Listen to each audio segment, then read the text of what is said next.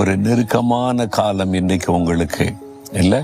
வீட்டுக்குள்ள நெருக்கம், பிஸ்னஸ்ல நெருக்கம், ஊழியத்துல நெருக்கம், எங்க போனாலும் ஒரு நெருக்கமா இருக்கு. நிம்மதியை வேலை செய்ய விட மாட்டேங்கிறாங்க. நிம்மதியா சந்தோஷமா ஒரு காரியத்தை செய்ய விட மாட்டேங்கிறாங்க. அதிகாரிகளால நெருக்கம், பொருளாத மனிதர்களால நெருக்கம் ஒரு தீங்கு. எனக்கு தீங்கு செய்யறதுக்கு தான் இந்த அதிகாரிகள் முனைப்பு காட்டுறாங்க. என்னை முடைக்கணும், என்னை அழிச்சிடணும்னு பொருளாத மனிதர்கள் சுற்றி திரிகிறாங்க.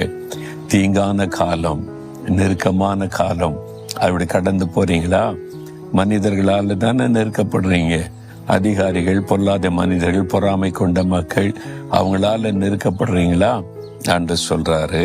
உன்னை பகைக்கிறாங்க பத்தியா? உன்னை மேல பொறாமை கொண்டு பகைச்சு நெருக்கிறாங்க பத்தியா? அவர்களுக்கு நான் எதிர்படுவேன். நான் அவங்களுக்கு முன்னால உனக்காக போய் நிற்பேன், உனக்காக பேசுவேன், உனக்காக யுத்தம் பண்ணுவேன். நான் அவங்கள ஃபேஸ் பண்றேன். உன்னால ஃபேஸ் பண்ண முடியல. இந்த பொல்லாத மனிதர்கள், அதிகாரிகள் அதிகாரத்தை கையில வச்சுட்டு மிரட்டுறாங்க.